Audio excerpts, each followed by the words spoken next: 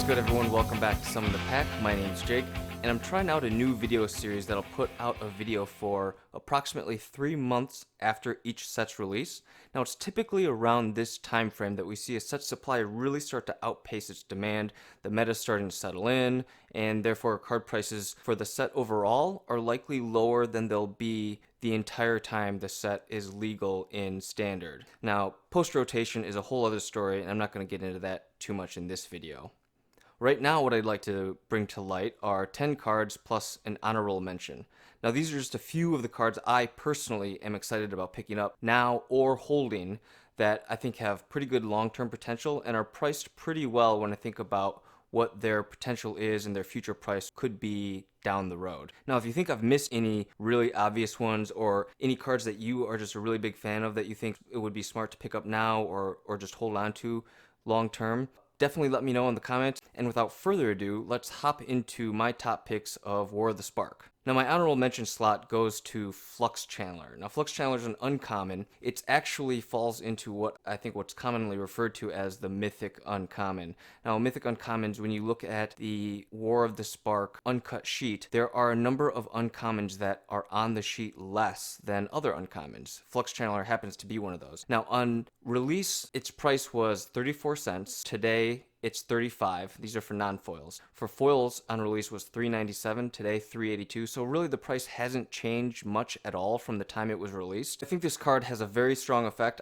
particularly in more casual formats like Commander. It's a very strong effect. In any deck that's playing Proliferate, I think just wants one of these cards. And I think for the most part, we can reasonably count on reliable demand, at least holding this price. I mean, 35 cents is really cheap. I don't see how this card really drops down. Because it's a Mythic Uncommon, I think the potential for it to continue to increase and become more expensive over time is there. And then for my top 10, now these are listed from just least expensive non-foil to most expensive non-foil. In the number 10 spot is Emergence Zone. Now, Emergence Zone is also an uncommon. It also falls under this Mythic Uncommon slot. Now, it's a very, very powerful effect, especially in formats like, again, Commander and Oathbreaker. Emergence Zone lets you pay 1, tap it, and sacrifice it, and you can cast spells that turn as though they had flash. The decks that want this, like, say, a Gitrog deck or like an Oathbreaker deck that I did a deck tech on, Ren and 6, any sort of deck that's playing lands out of their graveyard certainly wants this, I think. And then it has a lot of functionality that I think a lot of decks will be interested in. At number 9 is Saheeli Sublime Artificer. Now, I did a deck tech for Oathbreaker. You guys should check it out. It's a great video. Fun little Oathbreaker deck. It was $1.14 on release. Today it's 96 cents. Foils at release were about $10, and today they're $8. Saheeli actually falls outside of the top 10 most registered cards out of War of the Spark on EDHREC, but it is used quite a bit in Phoenix decks in Modern, and it's a pretty powerful Planeswalker card. I don't expect that this card drops much in price. I think now is a perfectly fine time to pick it up. I can absolutely see it going up in price over time. For number 8, we have Ashiok Dream Render. Now, this, again, is a Mythic Uncommon. On release, it was $1.25. Today, it's $1. Foils were $17.90 on release, and today they're $14. Now, this screams fun shenanigans, casual. Thinking about this card, I think of, like, Scheming Symmetry. Me and my opponent each tutor for a card, and then I force them to put the top 4 cards of their library into their graveyard. It's a fun, dirty little combo, but I love this card a lot. The mill component, that's a fun little angle of attack that I think some casual players like to take, so I like Ashiok Dream Renderer quite a bit. Number 7 is Narset's Reversal. Now, on release, it was $2.50. Today, it's $2. Foils were $11.89, almost $12. Today, they're $10.29. Narset's Reversal is very unique for what it is. It's almost like a remand, except if you use it on yourself, you still get the original copy of your spell, and then you get to hold your spell back as well. So, when I think about, like, oh, I'm going to Scape Shift, and then you Narset's Reversal it, you still get the Scape Shift effect. You get your Scape Shift back in your hand, and you could Scape Shift again next turn. I don't necessarily know why you would want to do that, but just as a for instance, Narset's Reversal I think has huge potential in Commander and Oathbreaker. It's a $2 rare. I think now is a good as time as any to pick up your copies of or hold your copies of Narset's Reversal. Cards Bastion is next at number 6. Now on release it was $2.75. Today it's just over $2. Foils were $7 on release. Today they're $5. This is one of the most registered cards out of War of the Spark on EDHREC. It's number 2 at 3,700 decks. Now that's a lot of decks. Any deck that's playing Proliferate or cares about Proliferate will have a copy of Cards Bastion in it. Definitely hold or pick up your copy of Cards Bastions. And number 5 is Narset, Parter of Veils. Now this is just an uncommon. It was $4 on release. Today it's a little bit lower than that.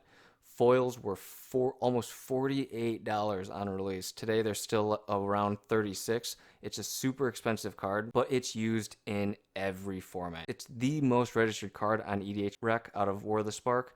Almost 3,900 decks. Now this is such a powerhouse card. So I think about like my Locust God deck, and what's the dirtiest thing I could do is I could have Narset out and cast Wheel of Fortune, and I get 7 fresh cards and my opponents get 1. So Narset, Parter of Veils, very, very powerful effect. It's played in every format. I don't see this card going down in price. The foils could easily go back up to that $50 mark in the long term, and even the non-foils, it wouldn't surprise me in the least if it becomes like the next Manamorphose or any of the uncommons like that start to reach like $10, $15, $20, depending of course on how reprints go.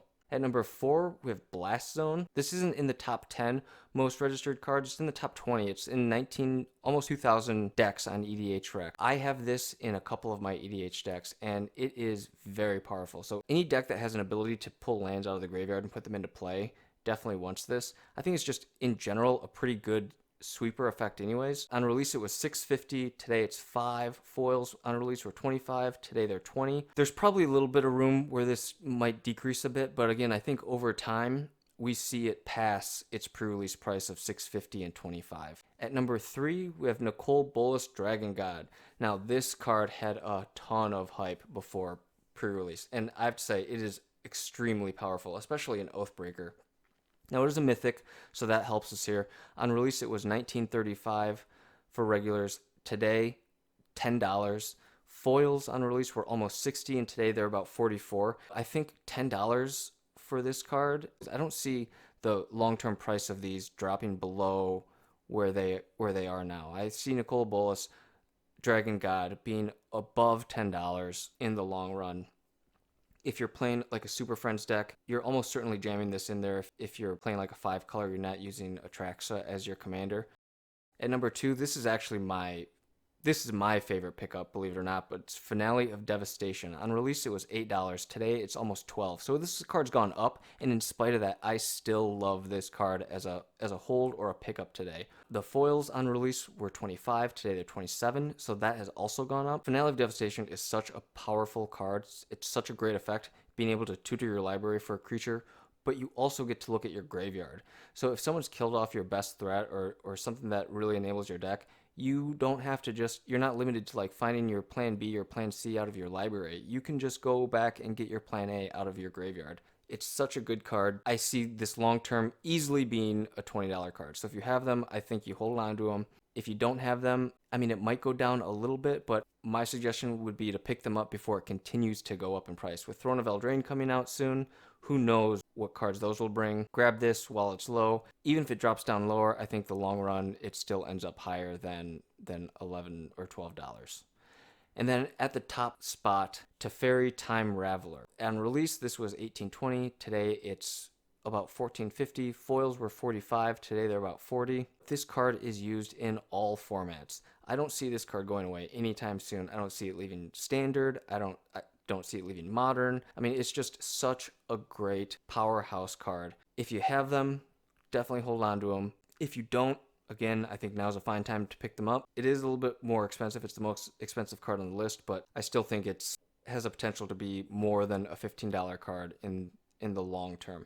Now, it might be a little bit longer than some of these other ones, but I think as long as it doesn't get obliterated in reprints in 2-3 years or more down the road, I mean, this is probably just an easy $20 bill, if not more. So those are my 10 pick up and hold for now and later cards out of War of the Spark. I hope you enjoyed the video. If you feel like I missed any, Definitely let me know in the comments below. I'm curious to hear what other picks some of you might have. I'm actually going to open a War of the Spark booster box here in a little bit. Try to fly through it pretty quick since most of us are pretty familiar with the cards by now.